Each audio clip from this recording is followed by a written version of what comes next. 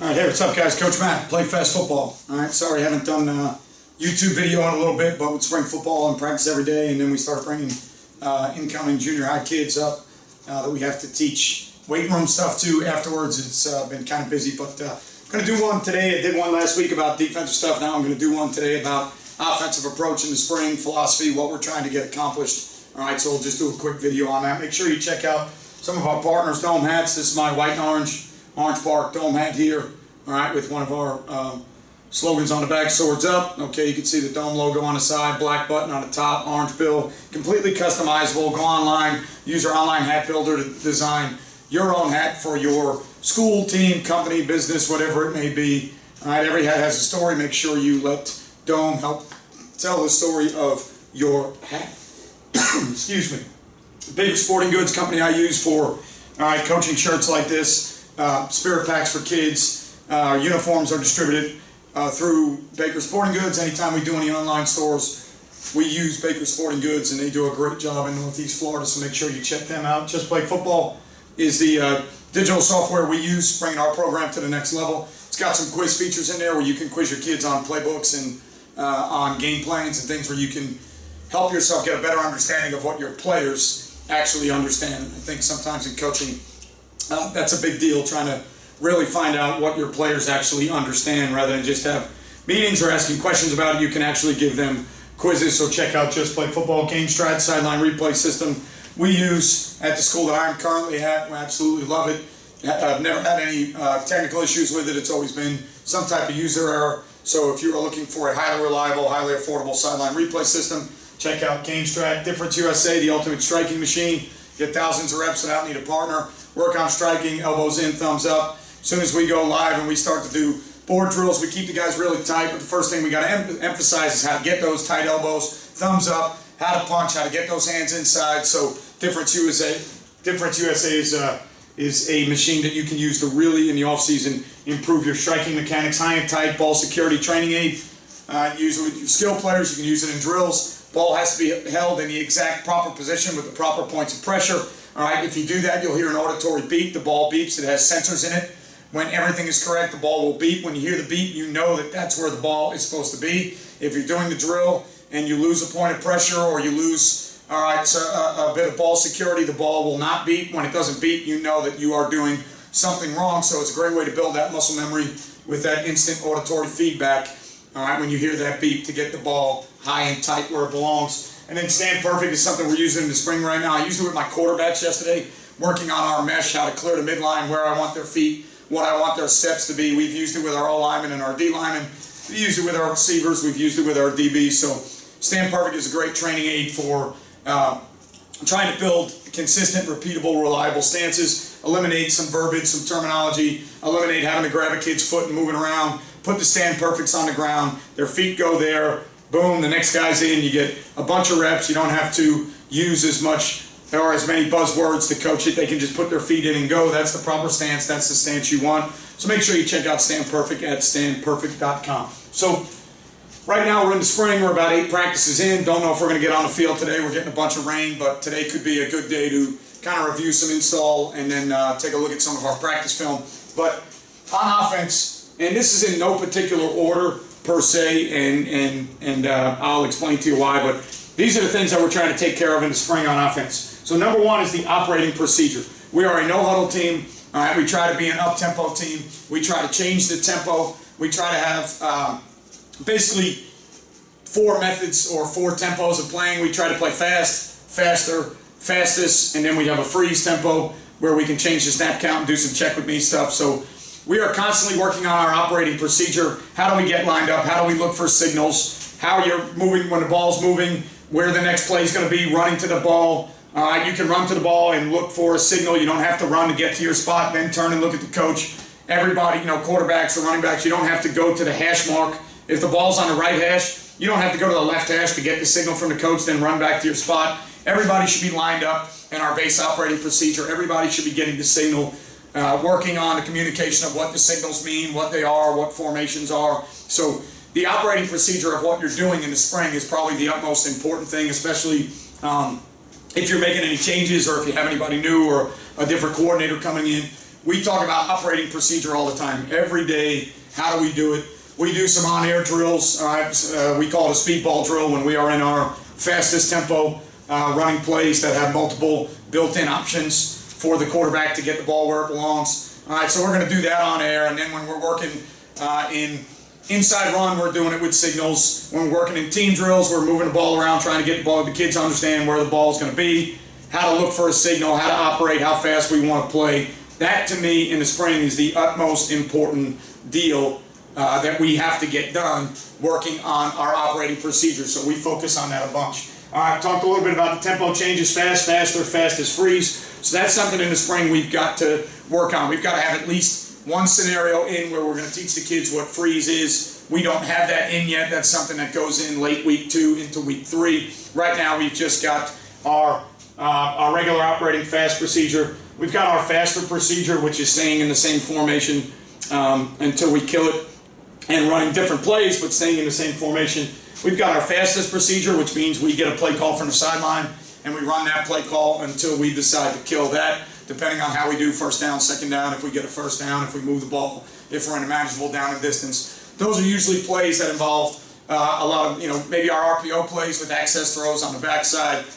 Teaching our kids access throws, which receivers are to the RPO side or the read side, which receivers are backside, who's got the access throw, teaching the receivers, within the offensive play calling, where you are you front side, are you backside, are you RPO or key screen side, are you on the access side, teaching the quarterbacks how to figure all that out. That's a big part of playing fast because you can't play as fast as you want to play with just standard runs or calls, or, if you call ISO and they put 8 guys in the box, or they overload the box, or you get some techniques or fronts that you don't like, you can't just continually run the ISO play.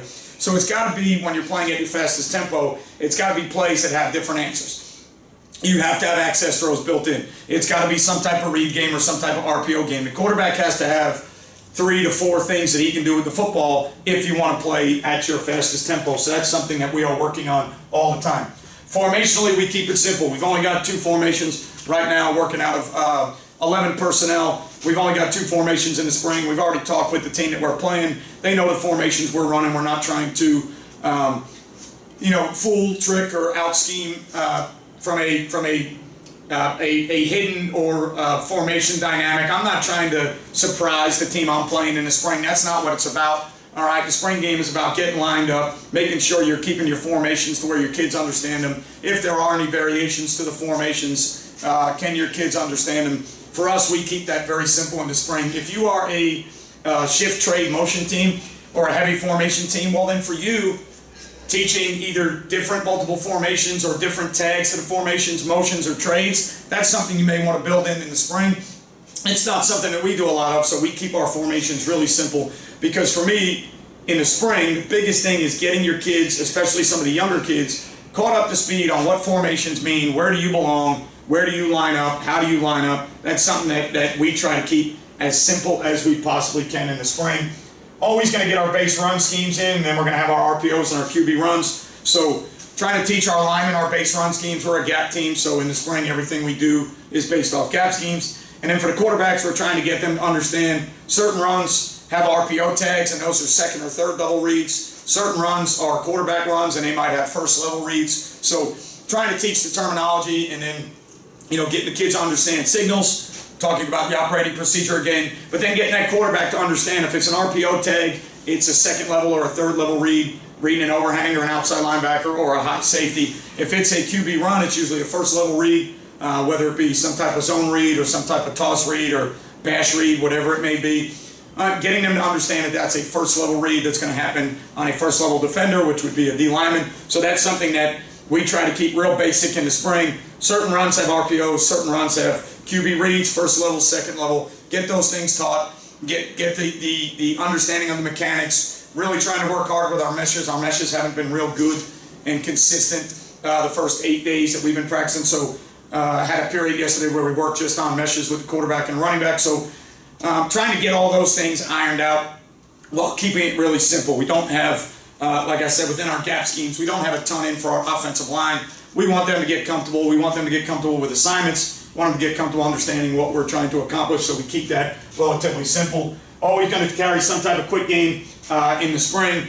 And this year, one of the deals I'm trying to do, either off of film or in practice in my head every day, charting it, going back and charting it, is I'm trying to look at completion percentage when we throw quick game throws. So if we take an access throw or if we have a quick game called, I'm really this year looking at our completion percentage. I don't think we did a good enough job with the receivers we have and the arm strength we have at quarterback.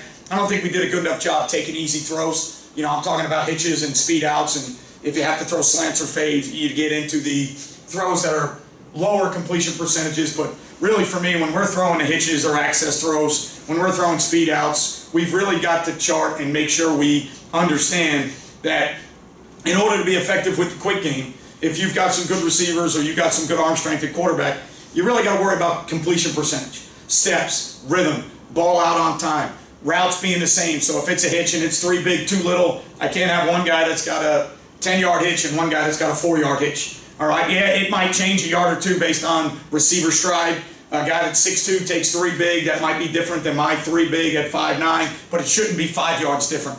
And that's going to be something that you've got to harp on and stay on top of with the receivers. I got to be on the quarterbacks every day in quick game about punch one, ball out, punch one, ball out. We got to be on the O-line about how aggressive we want the protection to be, where we want the back to be. You got to be able to teach all those things because quick game is always going to be something that we carry. And then because of the access throw part of our game, within the RPO game, the tempo game, you know, we have to be able to throw the access throws. So whether it's hitch or fade or whatever it is, we've got to stay on top of that in the spring.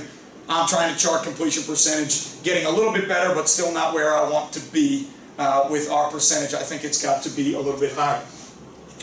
Probably one slow screen, teaching your linemen how to get out in front, working on screen mechanics, whether that's a running back slow screen or maybe a tunnel or an inside slip screen with a receiver, something where the linemen have to be able to pass set, get out in front, teach the terminology of it, teach the linemen the landmarks of where you're trying to get to. If you're releasing 3 linemen and you got somebody going, you know, sidewalk, alley, wall, rack, kill, whatever your terminology is, working on that in the spring and just getting used to it. I don't know how elaborate you need to get with your screen game in the spring. If it's a big part of your package, and obviously you'll install more, but I always feel like we've got to get one version of a slow screen in, at least to get the linemen acclimated to that. All right, usually 1 to 2 drop back concepts. All right, depending on where we are at with our kids. If they're newer players and haven't played a lot of varsity football, it's probably going to be 1 drop back concept. We return almost every receiver from last year, running back from last year, both quarterbacks from last year. So for them, we installed 2 drop back concepts, which makes it a little bit tougher on the newer quarterbacks or the younger quarterbacks or the newer receivers or the younger receivers, newer backs, younger backs. Protection-wise, we're half slide, so it's nothing really crazy for the offensive line. The only thing we need to figure out with the running back and the quarterback is it 5-man protection or 6-man protection? Where are our hot throws? You know, if it's 5-man protection, it's going to take one of those linebackers front side. If it's 6-man protection, it might take 2 of those linebackers front side. So those are the things that we're kind of concentrating on and trying to work in the drop back game, but we're never going to get too crazy with our drop back schemes, all right, installing a lot of those things in the spring, because I think the more that you install in a limited amount of practice time, I think, to me, you know, I don't want confusion. I want our guys to understand routes. I want them to understand concepts. If we're doing half field read stuff, I want my quarterback to understand his drops, his eyes, his progressions. When his feet move, his eyes move, and he goes from 1 to 2 to 3 to check down or whatever it may be. Learning how to use the pocket, doing drills with the quarterback in Indy, doing footwork drills. But then when we get in live situations, trying to teach the quarterback how to use the pocket, when to step up, when to step out, when to evade, what to do with the football, the timing and the mechanics. Getting offensive linemen to understand that drop back protection is different than quick game protection, so we're always going to carry at least 1. Right now we have 2 drop back concepts. And then at the bottom in red, in a different color, I put techniques and fundamentals. You're always going to be, especially in the spring, techniques and fundamentals should be at the top of your list with everything you're doing. Yes, you have to have schemes in.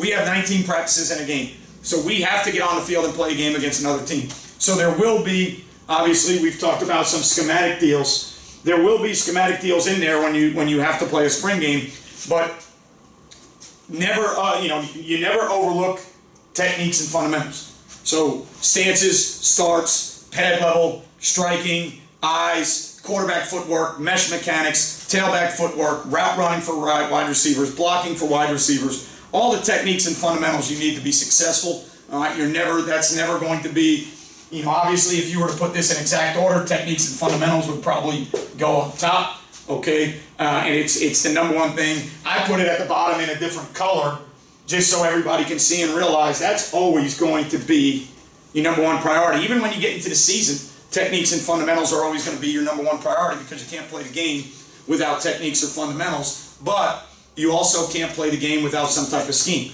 So you have to be schematic in nature at some point because you got to line up in a formation and run a play. So, scheme's going to be important, but to me it's not as important. Techniques and fundamentals are always going to be a little bit more important, especially this time of year. So hopefully that helps you kind of get an understanding of what we try to do in the spring, how I try to break things down in the spring. Again, that's just my opinion of what I want to do in my program. If you're an offense coordinator or a head coach, you can do whatever you like in your program. If you feel like you need to install less, more, if you feel like you're 2 runs and 2 passes, or you feel like whatever it is, it's your program, it's your offense, you do what you need to do. I just know for me, through 24 years of doing this now, working on offensive stuff, what I am trying to accomplish in the spring, what I'm trying to get my coaches to understand in the spring, how we want practice, the pace of practice, reading scripts, understanding signals, who's signaling, how the practice works, if you're not signaling, where you should be to coach a position, how to coach your position on the fly because we're not stopping